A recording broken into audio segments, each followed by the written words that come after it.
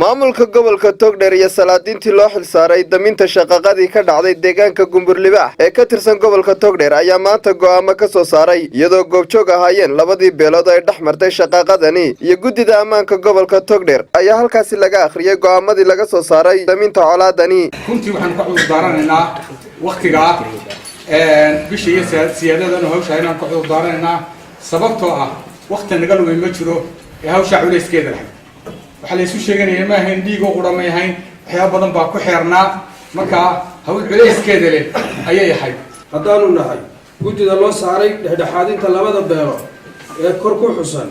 waxaanu soo saarnay go'aankan soo socda kow qodobka dilka marxuumka la odhan jiray maxamed xuseen cali oo uu dilay gacanku dhiigli faarax cali ibraahim oo ku xidhan jeelka burco waxaanu ka xukunnay magtaas oo ah 150 halaad oo 100 halaad dhogor yihiin kontonka halaad soo harayna lacag aanu ku qiimaynay $300 qashiyo totalkeeduna yahay $15,000 iyo 1,000 haasa aana taloga waxay guddidu ka xukuntay $10,000 oo la raacinayo geela dhogorta ah ee ku mudaysan 3 bilood. labadii dhinac ee shaqaqadu dhaxmartay ayaa soo dhaweeyay go'aamadaasi waxaana hadaladoodii ka mid ahaa guddida waxay soo waanu qaadanay waana ku maagtay waxyaabadan isku qanacnay xigaalo wajka waxaan isku qanacnay barwanka ah shirweynaha dawlad iyo shicib iyo salaadin loo fadhiyo arrinka dhiibnay yeenahay gacan taagan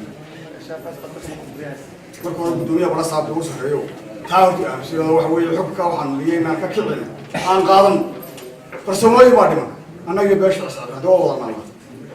guriga loo wajho rag dawla laba mid noqonaya in la isu dilo iyo la isu sidaayo qorsho u sameeyno kii wax dilay waynu haynaa hadaynu dilanayna waa haynaa hadaynu bedelanayna waa haynaa kiyaa duuloyo waanu keenay waxaanu anagu leenahay wixii lagu xukumayada waxaanu qaadanay si aan hadal lahayn